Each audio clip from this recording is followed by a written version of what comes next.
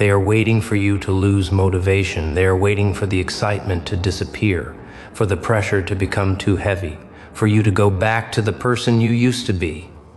But what happens when you become disciplined enough to move even when you don't feel like moving? When your mood no longer controls your actions? When rejection no longer changes your direction? When pain becomes something you endure instead of something that stops you? You become dangerous, not because you're stronger than everyone, because you finally became stronger than your excuses. The first battle of discipline happens before anyone else even sees you. It happens in your own mind. That moment when the alarm goes off and your body tells you to stay in bed, that moment when you know exactly what you need to do, but suddenly your brain produces 100 reasons why you should do it later. You tell yourself you are tired. You tell yourself you need more time. You promise that tomorrow will be different. And tomorrow becomes another excuse.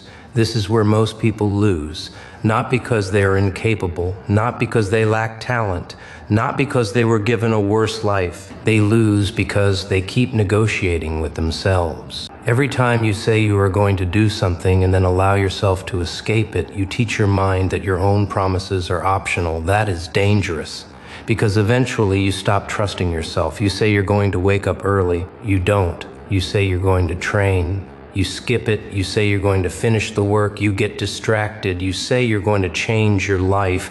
Then you return to the same habits that created the life you're trying to escape. You don't need another motivational speech. You need a decision. A decision that says, I don't care how I feel. If I said I'm doing it, I'm doing it.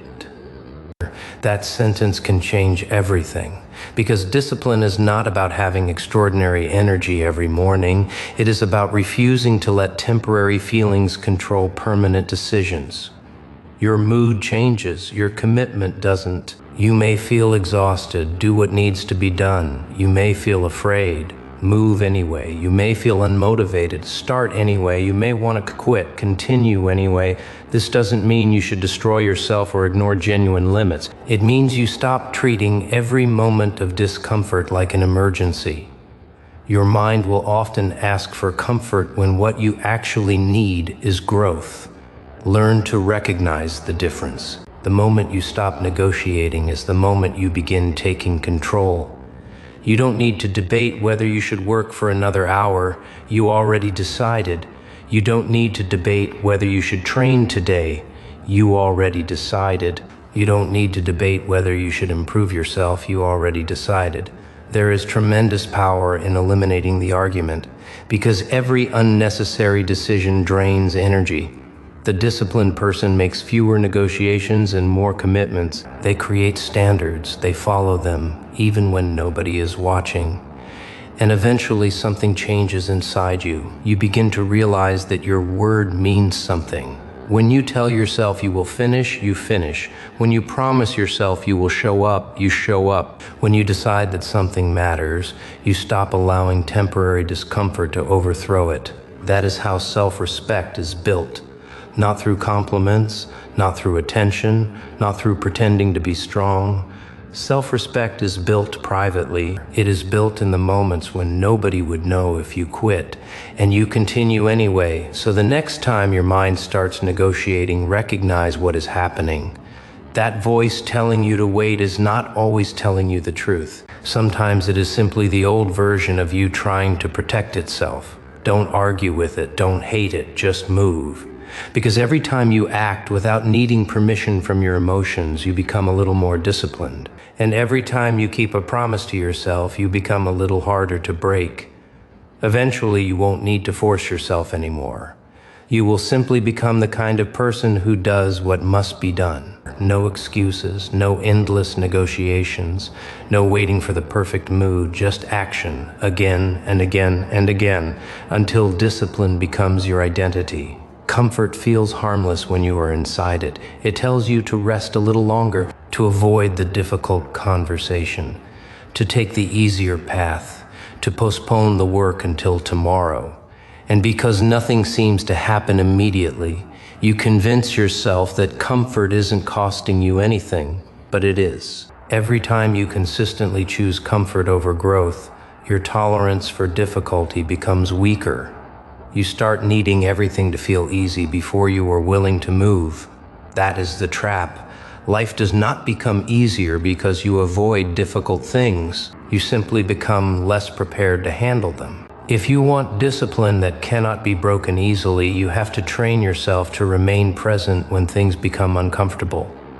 Not reckless discomfort, not destroying yourself, deliberate discomfort. Wake up when you said you would. Finish the assignment before opening social media. Keep training when the excitement disappears. Sit with the difficult task instead of escaping into distractions. Have the conversation you've been avoiding. Spend time learning when entertainment is calling your name. These moments may look insignificant. They aren't. Every one of them is a training session for your mind. Your brain is constantly learning from your behavior. When you escape every uncomfortable situation, you teach yourself that discomfort means danger. But when you stay and handle it, you teach yourself something completely different. I can handle this. That sentence becomes powerful when you prove it repeatedly. The goal is not to become someone who never feels discomfort. The goal is to become someone who no longer panics when discomfort arrives, because discomfort is going to arrive. Failure will arrive, criticism will arrive, rejection will arrive, fatigue will arrive, doubt will arrive. You cannot control whether these things appear. You can control what you do when they appear. Imagine two people facing the same difficult situation. One immediately looks for an escape. The other takes a breath and asks, what needs to be done?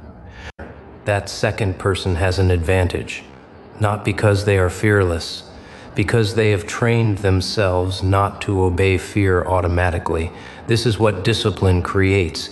You begin separating feelings from decisions. You can feel nervous and still act. You can feel tired and still complete what matters.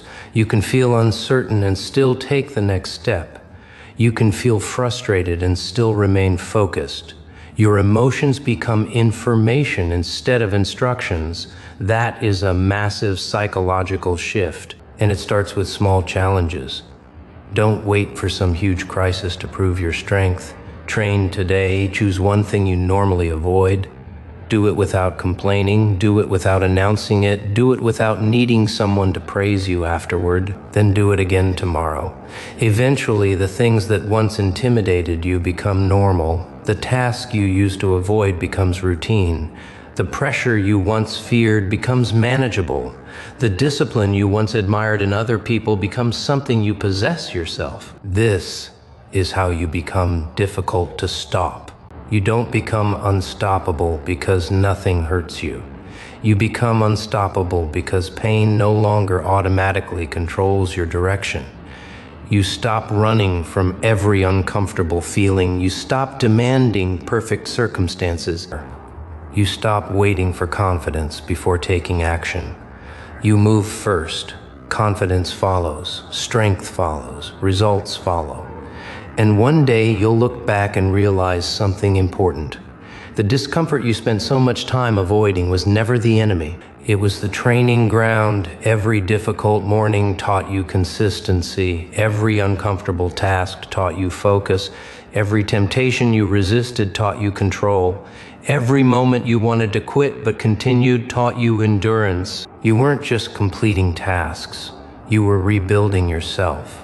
So choose discomfort deliberately, not because suffering is the goal, because becoming stronger is. Train your mind to stay when everything inside you says leave. Train your body to move when laziness tells you to stop. Train your attention to remain focused when distraction tries to steal it. Train your character in private, because eventually life will test you in public. And when that moment comes, you won't need to wonder whether you're ready.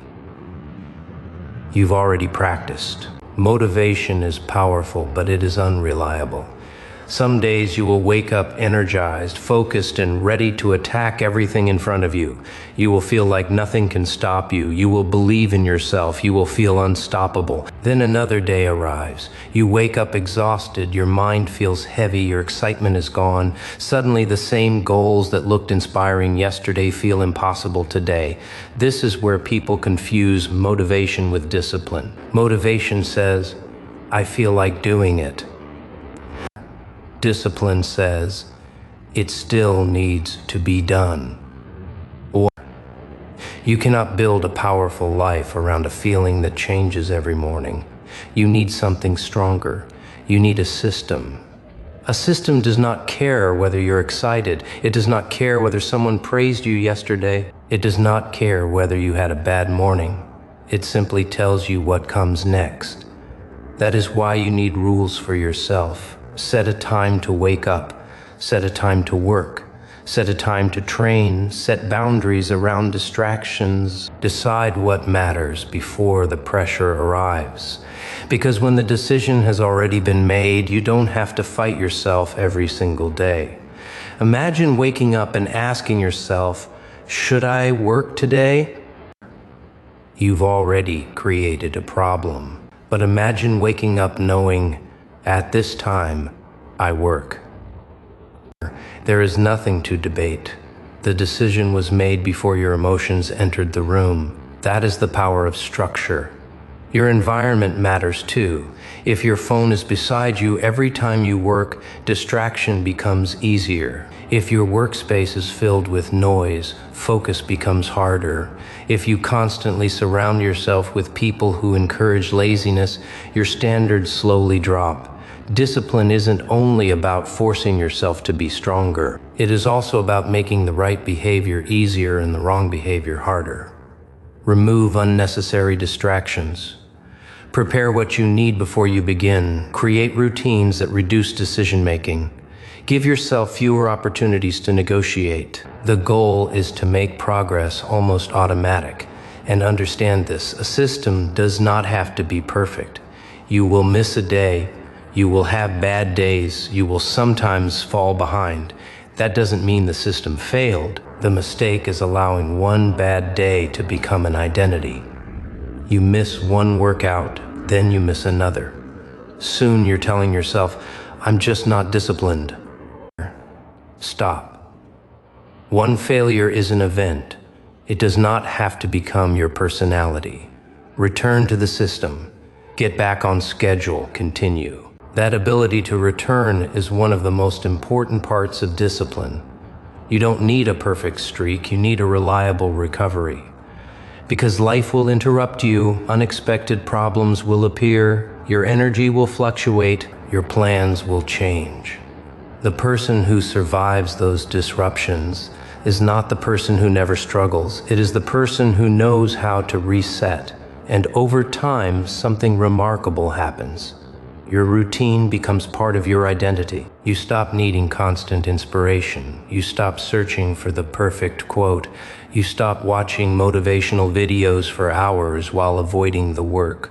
You understand that motivation can start the fire, but discipline keeps it burning. Your system becomes the bridge between your goals and your reality. Every day you follow it, you strengthen that bridge. Every day you honor your commitments.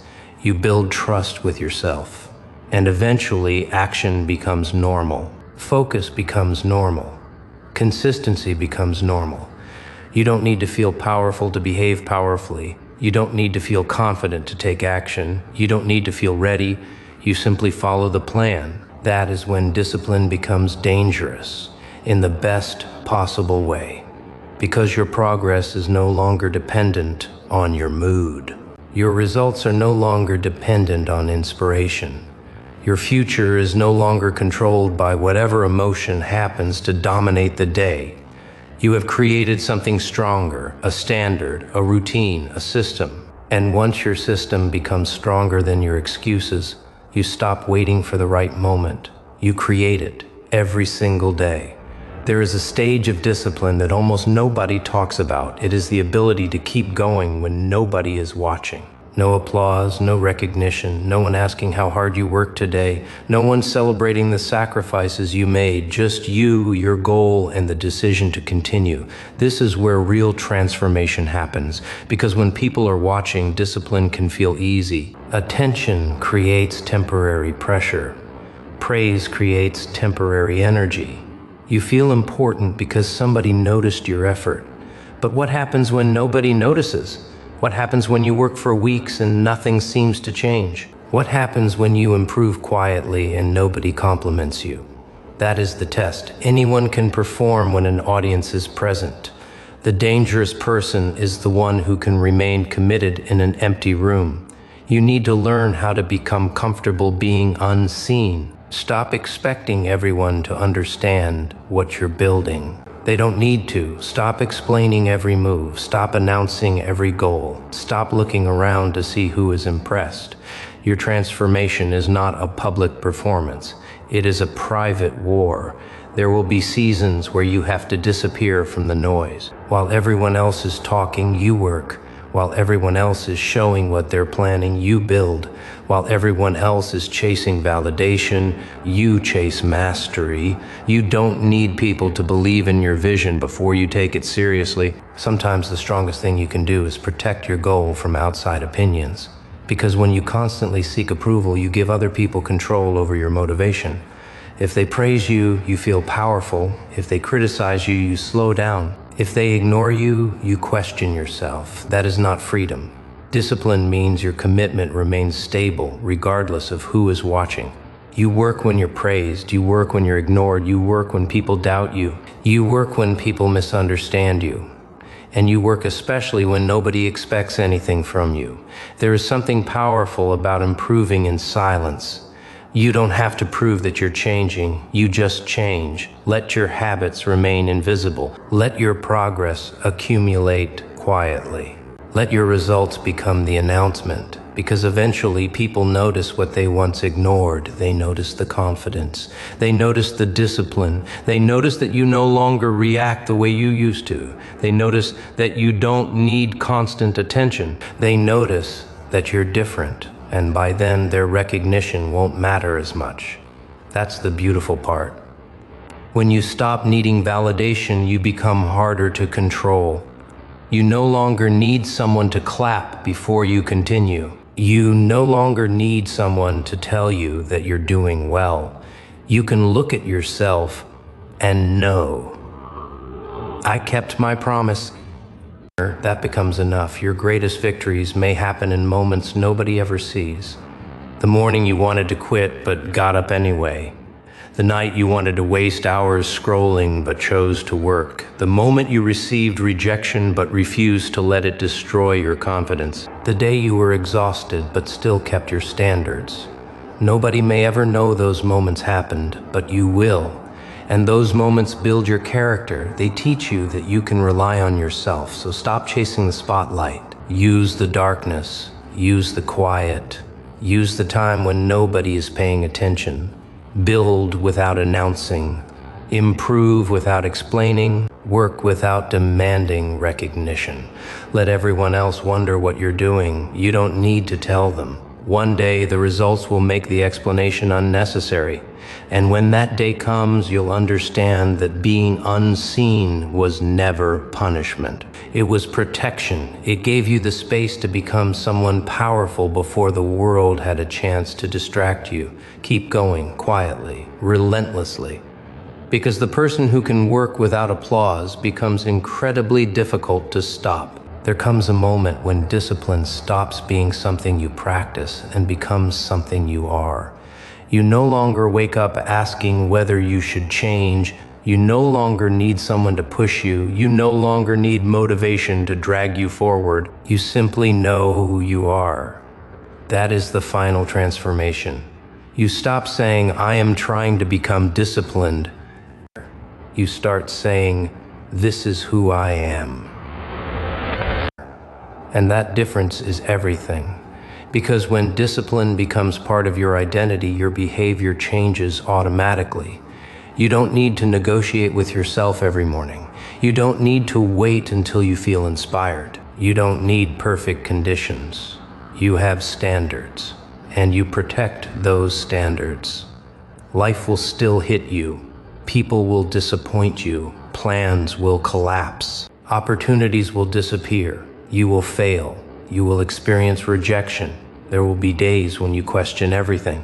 But the difference is that these things no longer decide what happens next. They can hurt you. They can slow you down. They can force you to change direction. But they don't get to decide whether you continue. That decision belongs to you. This is where you become difficult to stop, not because you're invincible, because you've learned how to recover. You fall, you stand, you fail, you learn, you lose, you rebuild, you get rejected, you improve, you face another obstacle, you keep moving. The old version of you might have treated failure as proof that you weren't good enough. The disciplined version treats failure as information. What went wrong? What can I learn? What needs to change? Then you move again. No drama, no endless excuses, no permanent surrender. You understand that one bad chapter does not determine the entire story, and you stop allowing temporary emotions to make permanent decisions. You can have a terrible day without becoming a terrible person. You can lose without becoming a loser. You can fail without becoming a failure. You can be rejected without rejecting yourself. That mindset creates enormous resilience because your identity is no longer attached to one outcome. You are committed to the process. You are committed to becoming better. You are committed to showing up, and as long as you continue, you still have power.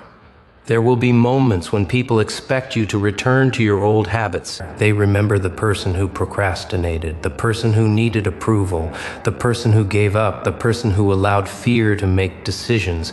Let them remember you don't owe your past self to anyone. You are allowed to evolve. You are allowed to become colder toward distractions, more protective of your time, more serious about your goals, more selective about who gets access to your energy. You don't have to announce the transformation. Live it. Let your actions become evidence. Eventually, discipline becomes so deeply connected to your identity that quitting feels more unnatural than continuing. That is the level you want, not perfection, not constant motivation, identity. You become the person who finishes, the person who returns after failure, the person who keeps promises, the person who works when nobody is watching, the person who doesn't need perfect circumstances, the person who can hear no and still search for another door. And when life tries to push you backward, you don't panic. You remember everything you've survived. You remember every morning you got up, every temptation you resisted, every time you wanted to quit but continued, every moment you chose your future over your comfort. Those moments built you. So when the next storm arrives, don't ask, why is this happening to me? Ask, what is this going to build in me? Then move. Because you are no longer waiting to become unstoppable. You are becoming the kind of person who refuses to stop. And that is far more powerful. Nothing has to go perfectly. Nothing has to happen quickly. You simply have to keep your standards when circumstances try to lower them. Keep showing up, keep moving, keep rebuilding, keep becoming. One day you'll realize the greatest victory wasn't that life finally became easy. It was that you became too disciplined to be controlled by difficulty. And when your discipline becomes stronger than your excuses, stronger than your moods, stronger than your fear, and stronger than your need for approval, you become incredibly hard to stop.